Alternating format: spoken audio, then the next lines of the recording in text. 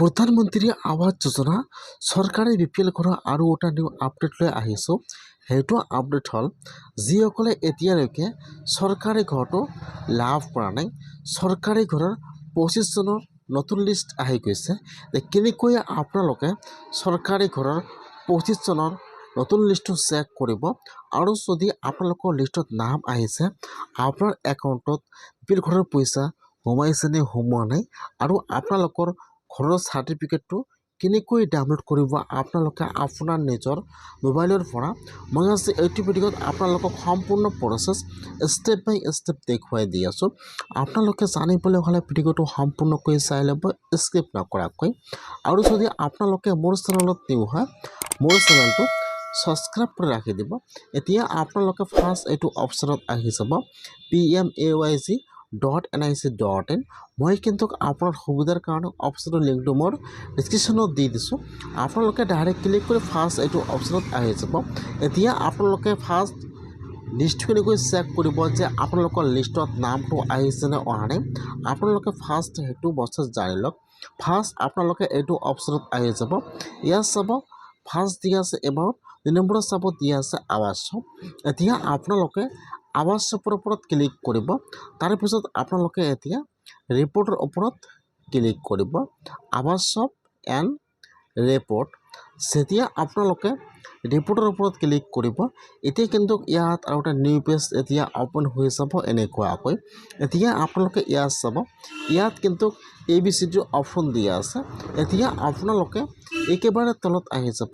ইয়াত চাব, ইয়াত যিটো H নম্বৰ অপশ্যন দিয়া আছে, Hৰ 1 number option beneficiary details for verification. এতিয়া আপোনালোকে Hৰ 1 নম্বৰ অপশ্যনৰ ওপৰত ক্লিক কৰিব, ডিটেইলছ ফৰ ভেৰিফিকেশ্যন।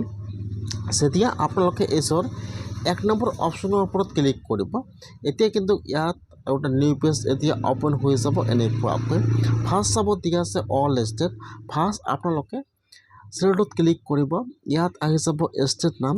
ফাৰ্ষ্ট ইয়াত আপোনাৰ ষ্টেট নামটো ছিলেক্ট কৰি লৈ ল'ব।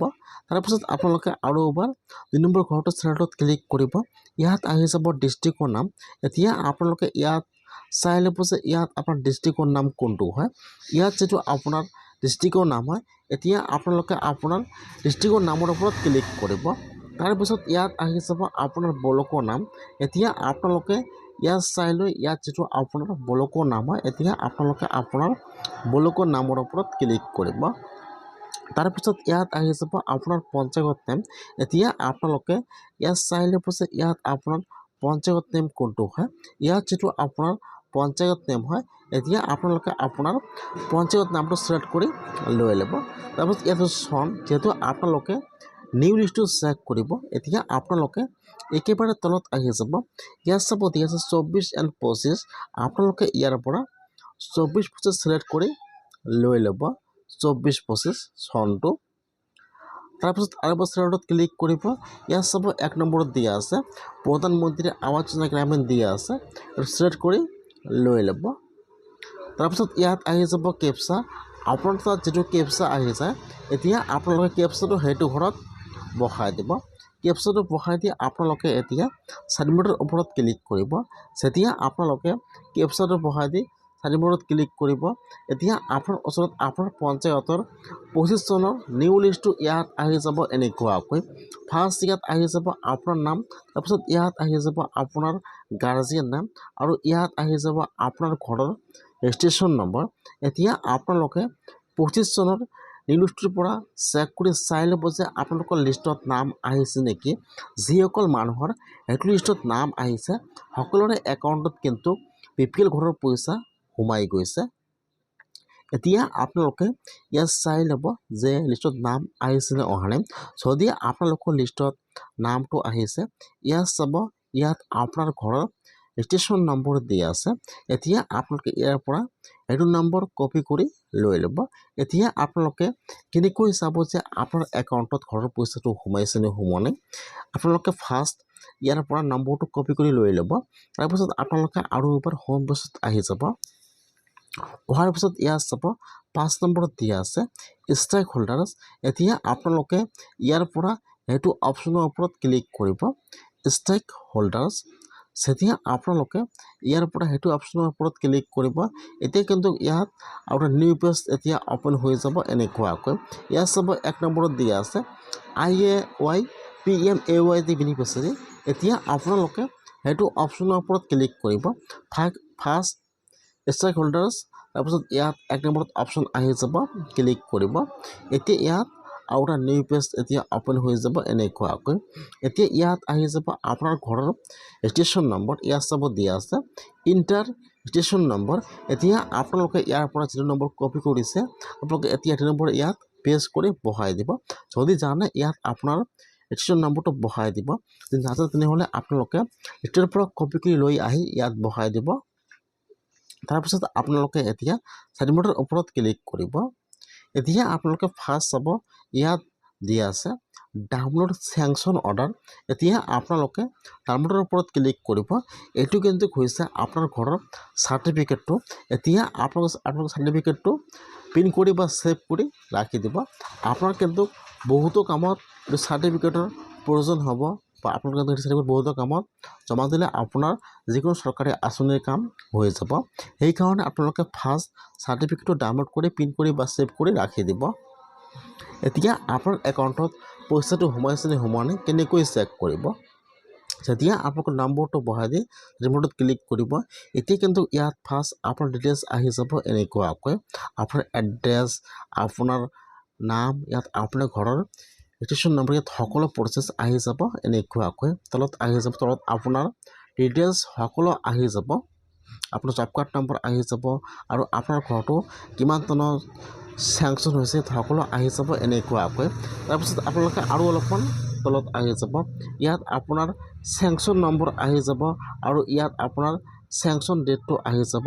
এতিয়া আপোনালোকে কোনটো বেংকৰ একাউণ্ট জমা দিছিল বেংকৰ নামটো আহি যাব। ইয়াত আপোনাৰ বেংকৰ একাউণ্টটো শ্ব' কৰিব এনেকুৱাকৈ। আপোনালোকে যিটো বেংকৰ একাউণ্ট জমা দিছিল বেংকৰ নামটো আহি যাব। ইয়াত আপোনাৰ বেংকৰ ডিটেইলছটো আহি যাব এনেকুৱাকৈ। তাৰপিছত ইয়াত আপোনাৰ চেংচন নম্বৰটো আহি যাব আৰু আপোনাৰ ঘৰটো কিমান টকাৰ ঘৰ ইয়াত এমাউণ্টটো আহি যাব। এতিয়া আপোনাৰ একাউণ্টত কিমান টকা সোমাইছে, কিমান তাৰিখে সোমাইছে, ইয়াত সকলো আহি যাব এনেকুৱাকৈ। ইয়াত চাব ফাৰ্ষ্ট এমাউণ্ট কিমান তাৰিখে সোমাইছে আৰু কিমান টকা সোমাইছে, ইয়াত সকলো শ্ব' কৰিব এনেকুৱাকৈ।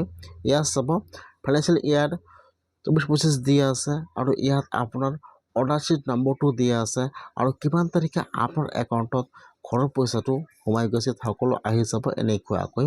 তাৰপিছত আপোনালোকে অলপমান তলত আহি যাব, ইয়াত চাব ইয়াত আপোনাৰ একাউণ্টৰ লাষ্ট 4টা নম্বৰ ইয়াত শ্ব' কৰিব আৰু আপোনাৰ একাউণ্টত পইচাটো কিমান তাৰিখে সোমাইছে আৰু আপোনাৰ একাউণ্টটো DBT লিংক আছে নাই ইয়াত সকলো প্ৰচেছ দেখুৱাই দিব এনেকুৱাকৈ।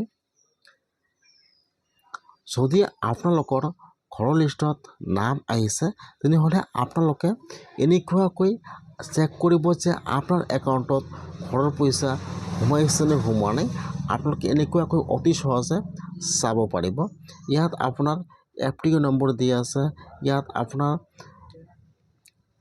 আপোনাৰ একাউণ্টত কিমান টকা সোমাইছে সকলো প্ৰচেছ দিয়া আছে এনেকুৱাকৈ। যদি আপোনালোকৰ ঘৰৰ লিষ্টত নাম আহিছে তেনেহ'লে কিন্তু আপোনাৰ একাউণ্টত পইচা সোমাই গৈছে। আৰু যদি আপোনালোকৰ 25 চনৰ নিউ লিষ্টত নাম অহা নাই তেনেহ'লে কিন্তু আপোনালোকে এতিয়া বিপিএল ঘৰৰ কাৰণে নতুনকৈ আবেদন কৰিব লাগিব। কেনেকৈ আপোনালোকে নিজে আপোনাৰ নিজৰ মোবাইলৰ পৰা বিপিএল ঘৰৰ কাৰণে অনলাইনত আবেদন কৰিব, মই সেইটো প্ৰচেছ আপোনালোকৰ নেক্সট ভিডিঅ'ত দেখুৱাই দিম যে কেনেকৈ আপোনালোকে চৰকাৰী ঘৰৰ কাৰণে অনলাইনত আপোনালোকে আপোনাৰ নিজৰ মোবাইলৰ পৰা এপ্লিকেশ্যন কৰিব। আৰু এপ্লিকেশ্যন কৰিবলৈ হ'লে আপোনালোকৰ কি দিবলৈ প্ৰয়োজন হ'ব, কোনটো ৱেবছাইট হয়, নেক্সট ভিডিঅ'ত আপোনালোকক বিপিএল ঘৰৰ এপ্লাইৰ সম্পূৰ্ণ প্ৰচেছ ষ্টেপ বাই ষ্টেপ দেখুৱাই দিম। যদি আপোনালোকে এতিয়ালৈকে বিপিএল ঘৰটো লাভ কৰা নাই তেনেহ'লে আপোনালোকে ফাৰ্ষ্ট লিষ্টটো চাই লওক যে আপোনালোকৰ লিষ্টত নামটো আহিছে নে অহা নাই। আৰু যদি আপোনাৰ লিষ্টত নাম আহিছে, আপোনাৰ একাউণ্টত আপোনাৰ ঘৰৰ পইচাটো সোমাইছে নে সোমোৱা নাই, আপোনালোকে এনেকুৱাকৈ নিজে আপোনাৰ নিজৰ মোবাইলৰ পৰা চেক কৰক। কেনেকৈ আপোনালোকে চৰকাৰী ঘৰৰ কাৰণে অনলাইনত নিজৰ মোবাইলৰ পৰা এপ্লিকেশ্যন কৰিব নেক্সট ভিডিঅ' আহি আছে সেইকাৰণে আপোনালোকে যদি মোৰ চেনেলত নিউ হয় মোৰ চেনেলটো ছাবস্ক্ৰাইব কৰি ৰাখি দিয়ক